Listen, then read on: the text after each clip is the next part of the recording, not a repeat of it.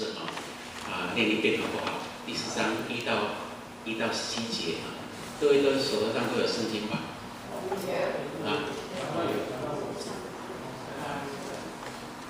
我们先把这段经文读一遍。以斯帖总共有9章但是中间这一段是今天我要讲的重点就在中间这一段，4章1到17节。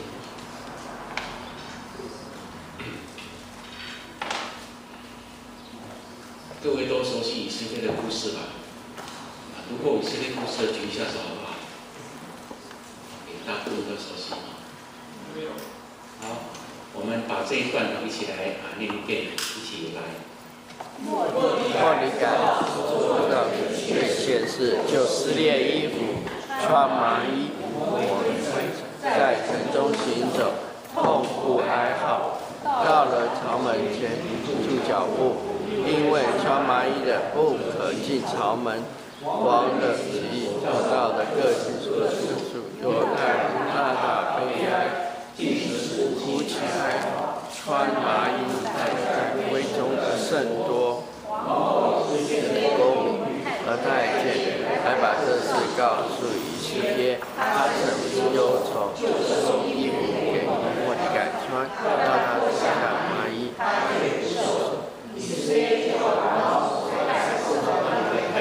监莫尼改是什么事？什么缘故？于是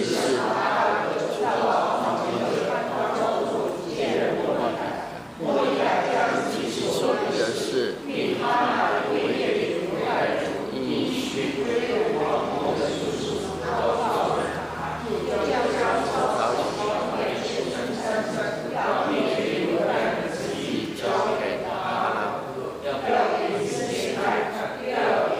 说明遇见我，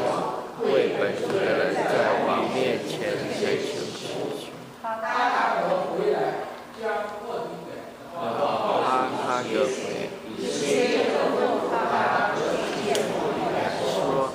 一切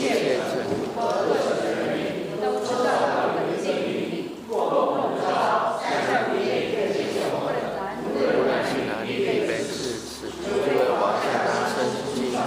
不得存活。现在我没有遭遇见王已经30日了，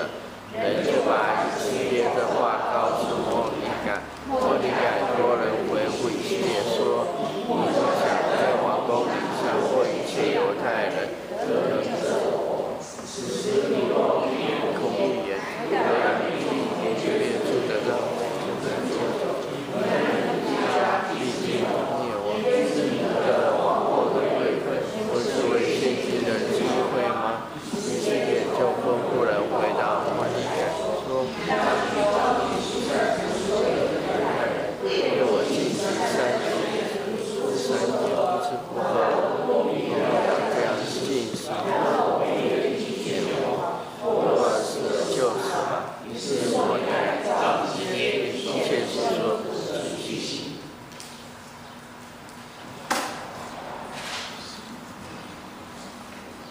我们今天要跟各位分享的就是以斯帖面对挑战。我们每天的生活里面也都要面对很多的挑战。请问我们当中的姐妹们你们以色列是姐妹所以我特别问我们当中的姐妹，你们有没有面对过怎么样的挑战？在你们的生活里面有没有面对过什么样的挑战？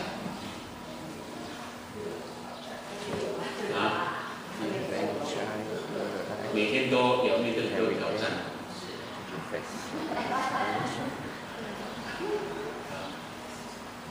我开一个玩笑你们去shopping的时候有人说中文把它翻成血拼那个血拼去shopping的时候也是一个很大的挑战是不是？但是经常要面对挑战。然后以色列里面也有一个挑战，就是他参加选美大会，你们知道吗？那个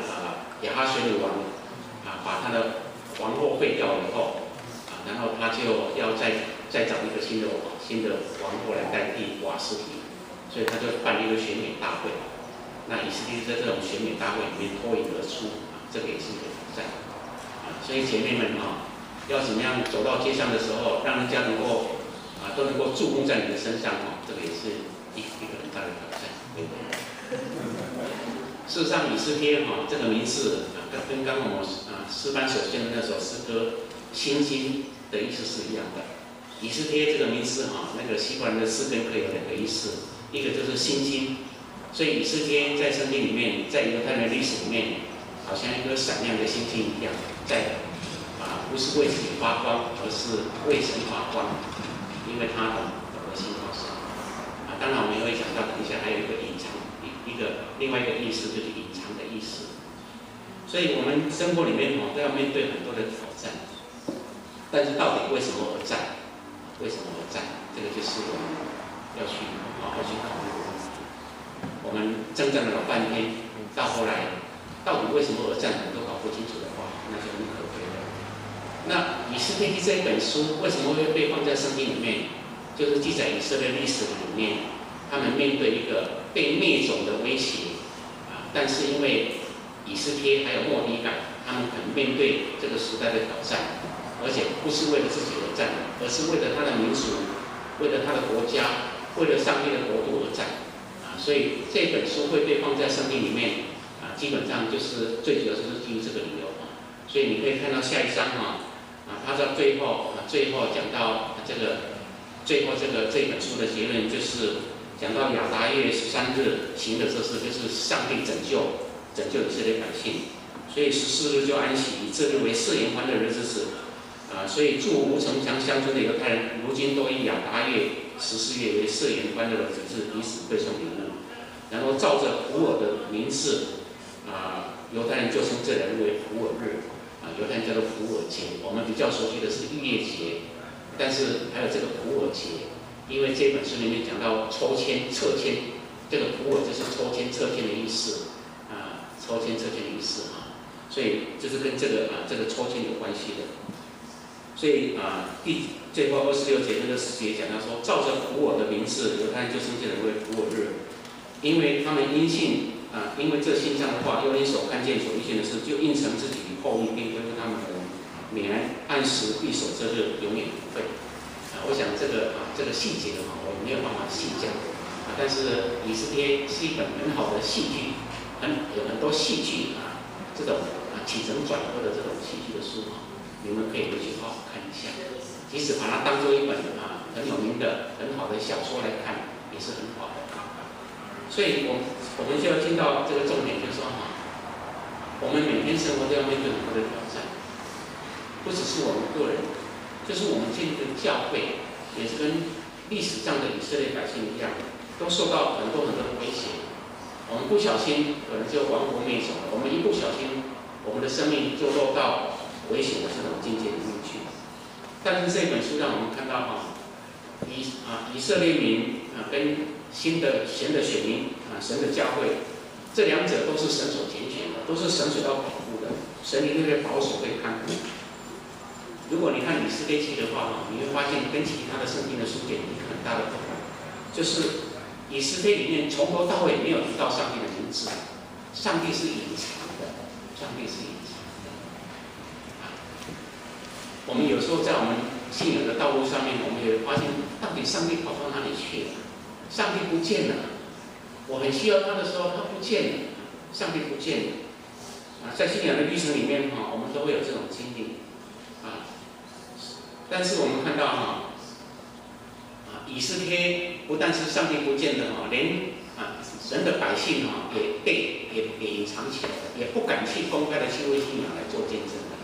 像以斯帖他的名字是隐藏的意思，那他的整个生命，他的整个生活也是一样，被隐藏在那个外邦人的王宫里面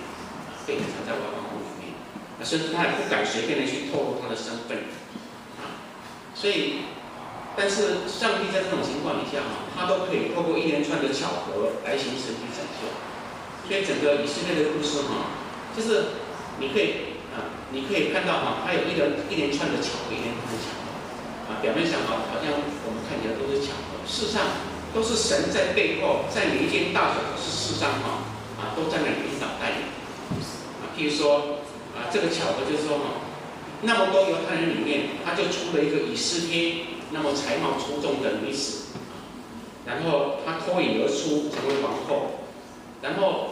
那进到王宫里面的时候，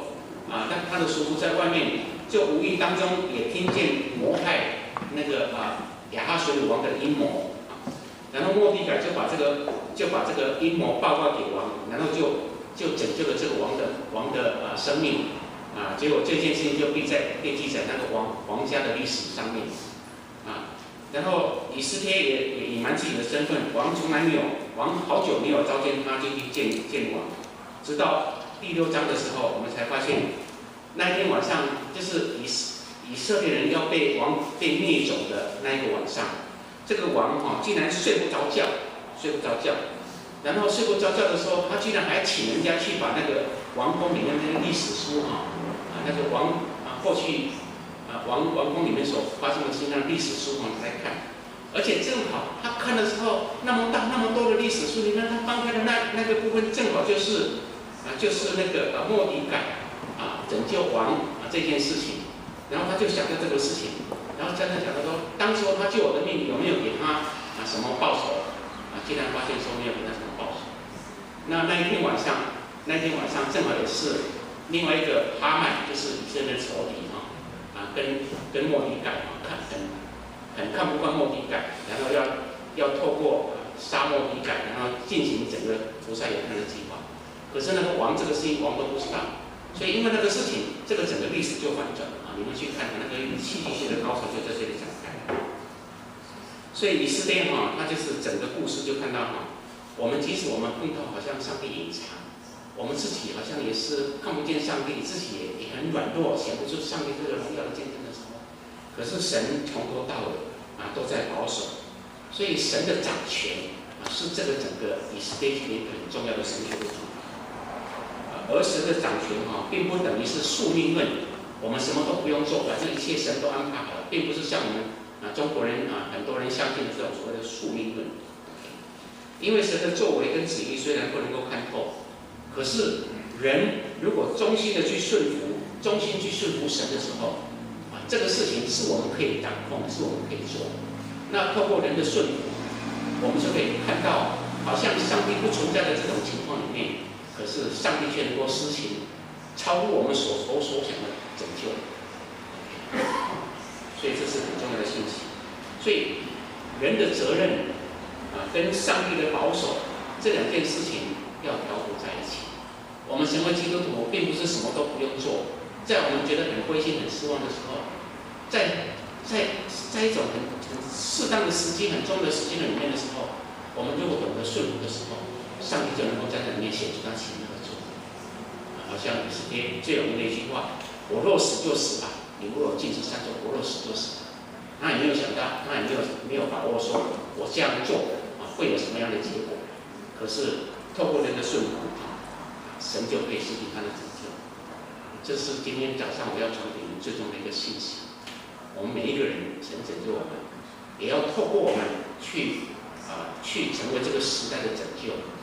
我们是周围的人，我们的亲戚朋友很需要我们去拯救他们。我们整个教会的光景，整个神的国度的光景，我们虽然力量很微小，我们也觉得到底我能够做出什么贡献，我们都不知道。但是我们如果肯顺服，好像接受我若死就死吧，上帝就会实行他的拯救。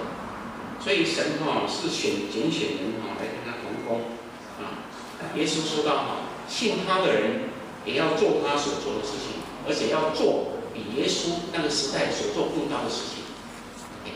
耶稣那个时代没有像现在我们有手机，有这种现在的这种种种的这些东西。如果一个好的信息，一个真正重要的事情发生的时候，一下子全世界跟你认识的人，然后你认识都可以传染，很多事情都是很可能发生的。现在事情发生的很快，但是往往都是发生一些坏事情，一些破坏人性的事情。但是我们相信神，我们是神所创造的，我们有神所创造的尊严。我们如果再抓住重要的时机，我们站起来为真理讲，为真理发声，为真理讲话，好像以斯帖在这种重要的关键时刻的时候起来的话，我们可以做耶稣基督比耶稣基督更重要的事情。所以上帝怎么样来拯救这个时代啊？不只是透过以色列也透过末底改啊。我们就听到这个末底改啊。下一章这个啊，我们刚才已经都这个比较好了。末底改知道的事情还没有到这里，上一章末底改知道的事情呢，上一章的再往上，对。末底改知道所做的这一件事，就撕裂衣服，穿麻衣为城，在城中行走，痛哭哀嚎。到了朝门，今天平起脚步，因为穿麻衣的不可进朝门。王的意思所到的过程，就是犹太人大大悲哀，禁止出去的很多穿麻衣躺在灰中的深蹲。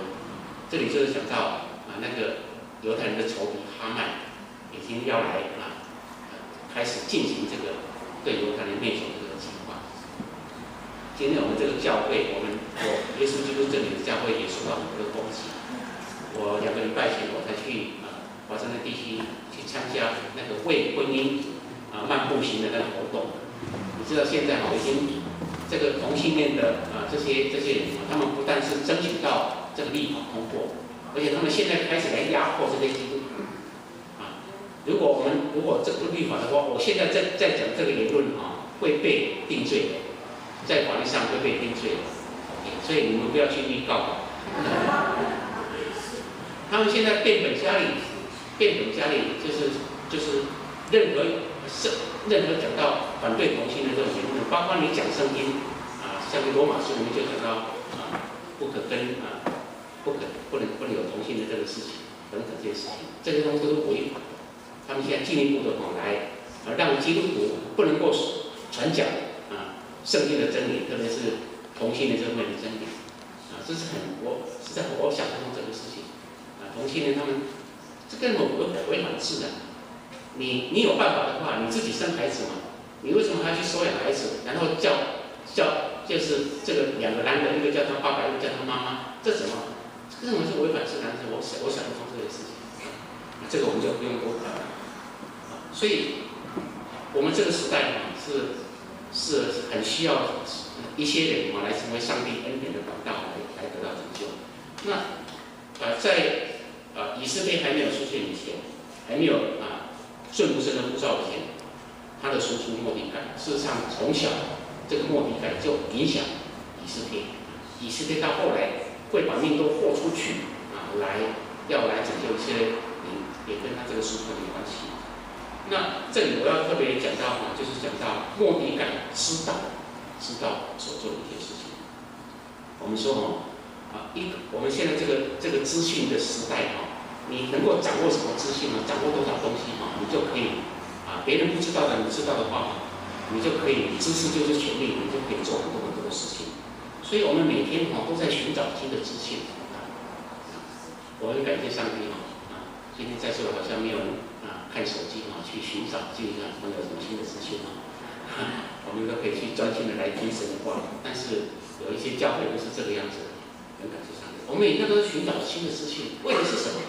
就是找到哪里有赚钱的机会，哪里有新的工作的机会，哪里有在 sale 哪里有什么有让我生活更好更方便的这种的东西但是末底改他在讲，这末底改他知道的不只是股票市场现在是涨还是跌，也不只是哪里有更好的工作机会，而是他知道什么？他知道自己同胞的安危，他了解别人不想知道的事情，他知道自己同胞的安危。我们上周那里有好几个监狱，我们很感谢上帝。过去我们就曾经去探访这些监狱里面的犯人，那有一段时间就停顿下来。那最近我回来大概2年前，我又开始有这个事情的时候，我就开始鼓励弟兄姊妹去做这个监狱探访的工作。但是我就感受到教会里面的弟兄姊妹没有太多人有兴趣去做这个监狱探访的工作。有人就觉得这个监狱里面的这些人通常都是福州的那种偷渡进来。有的人根本一进来都还搞不清楚状况就已经被蛇头所应用那种种的这种内锅把他陷入罪里面去了，说他是鬼诱人所非常可怜我们那一代几个监狱里面加起来20几个都是华人，大部分都是这种工作。非常可怜。除非上帝感动一些人去帮助他们，否则的话，他们根本完全绝望，完全绝望。有的人甚至觉得说他们是罪有应的，为什么要去偷渡？有的人是用这种态度去看待他们。所以很多东西我们到底我们想知道什么事情？我们来到教会里面，我们到底寻求的是什么？这个是我们要常常去思考的。我们先求神的国、神的义，我们所需要的一切，神都会加给我们。我知道我们面对生活上有很多的困难，但是其他的也都是一样。所以，我们如果没有这个信心，没有对主的信心，而且不懂得怎么样去抓住神的应许的时候，我们就一直都是在寻求我们所需要的。然后我们所需要的，我们寻求到了以后，我们又有更大的需要，我们就在这个需要里面，对这个需要牵着彼此团转。我们有一个需要满足了以后，我们也没有真正的满足，我们要去找另一个需要。所以，我们若寻求神的国和神的义，这些都要加添给你们。这种信心的生活，就能够砍断我们那种不断在忧虑里面那种生活的困难。这是非常要紧。所以，在以色列历史里面，在教会的历史里面，也都是有一些这样有信心的人。他们不再为自己活，他们不再顾虑到自己的前途的需要。当然，上帝也会看顾，也会照顾他们。我们都看到很多这样的见证。上帝就用这些人来做以色列人的拯救。所以以色列历史里面教会的历史里面，每逢有危机时刻来到的时候，总是会有末底改，会有像以色列这样的人，成为上帝手中救赎的器皿，来成就上帝所要成就的事工。除了末底改以色列里面，我们看到但以理也是一样。但以理他也是活在外邦人皇宫里面，他也可以说他也是拿了好几个 PhD， 他也是在工作场里面也得到这种奥巴马总统的赏识，在那个皇宫里面也都是，可是他没有就活在那种情况里面。当他活出一种不同的生活方式，然后神就也保守他，他也要为信仰来活出这个信仰的生活，被扔到狮子坑里面去，可是却从狮子坑里面得到拯救。还有那个尼希米我们那个就历史书里还有一个尼希米记也是一样，他还是人世间我们所想要得到的到美国来这个美国梦所想要得到的好的工作机会等等，他都有。可是后来他就发现他就听到耶路撒冷的城墙被毁，他的同胞生活在很困苦的情况里面，他就申请留职停薪我要去办一件更重要的事情你不要不给我薪水，我还要去做这里。结果他不但没有薪水没有减少，而且当时候那个王上帝也感动他，支持他去做重建耶路撒冷城墙这个工作。这个都是上帝很奇妙的作为，但是必须要有一些人肯把自己改善。所以基督徒，我们如果关切神的国度的时候，神就会使用我们作为他的荣耀的一个器皿。所以我们刚刚念主祷文的时候，我们念到说：“愿你的国降临。”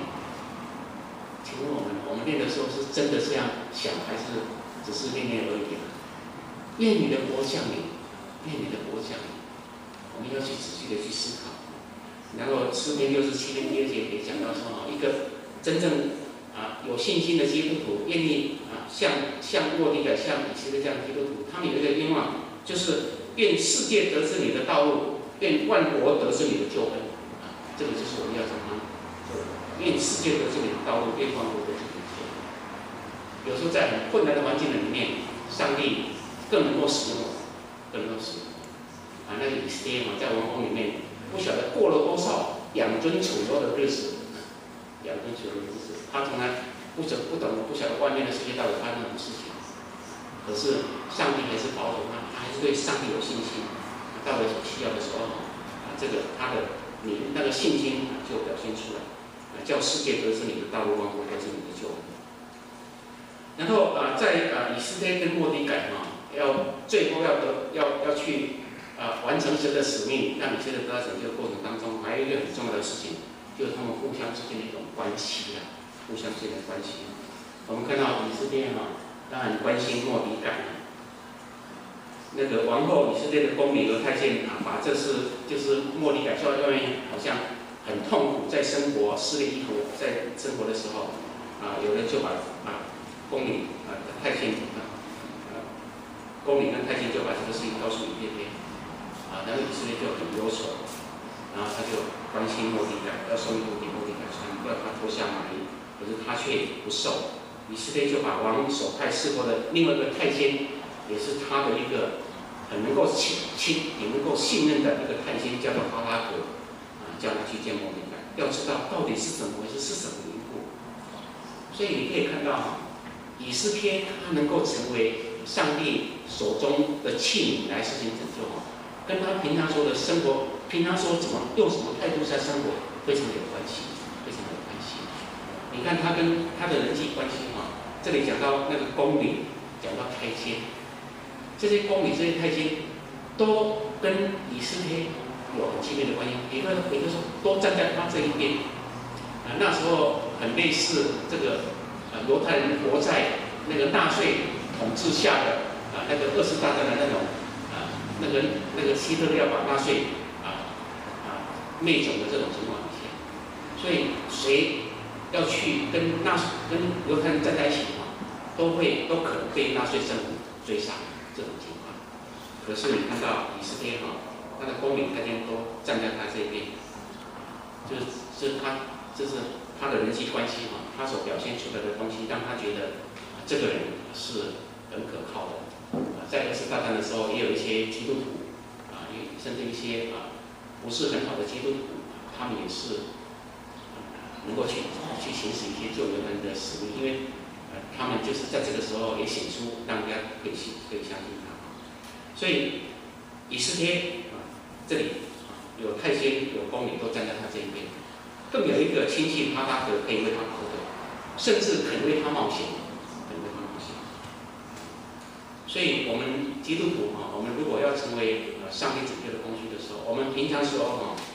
保罗劝勉我们说我们在外邦人当中应当品性端正，让他们看见你们的好行为，就归荣耀给神。而且当我们要为神做一些事情的时候这些人不会扯我们的后腿那能够来帮助我们。刚刚讲到那个尼希米也是一样，尼希米他也得到外邦这个王的这个帮助，来帮助他从路上。所以我们的信仰不只在教会里面，我们平常做什么生活，这个都是我们的靠着上帝的恩典所建立起来的一个网络系统。我们有需要的社会跟这个系统帮助。而且你看以色列他一进皇宫的时候，他的表现就与众不同，一进皇宫，一旦进到皇宫以后即使后来不会在这种众多选美的当中被选上当做王后，可是一进皇宫的时候皇宫里面就有很多东西，就可以他们要什么就可以要什么。可是你如果看前面的话，你就可以看到以色列除了一些很基本的东西以外，他什么其他都不一样，他的表现就跟别人不一样。他不是像一般人注重物质享受，他实在是被上帝所隐藏的人，而他也是隐藏在上帝的恩典里面。所以这样的关系是末底改从小他培养出来的。所以因着这样的关系他在这个以色列要被灭种的这种消息，还有很少人知道的情况底下，他因为这种关系他就知道。然后末底改，我们看到末底改，他所关心的不是以色列所关心的，送他衣服穿我们就看到末底改，他跟以色列有沟通的时候，他尽力不去挑战以色列。我们这一段就看到说哈达格就出到朝门前的光头书见末底改将自己所遭遇的事，并哈曼为灭绝犹太人的应许监督王国的因素都告诉了他，又将抄写传遍13城要灭绝犹太人的使命交给哈达格，要给以色列看，又要给他说明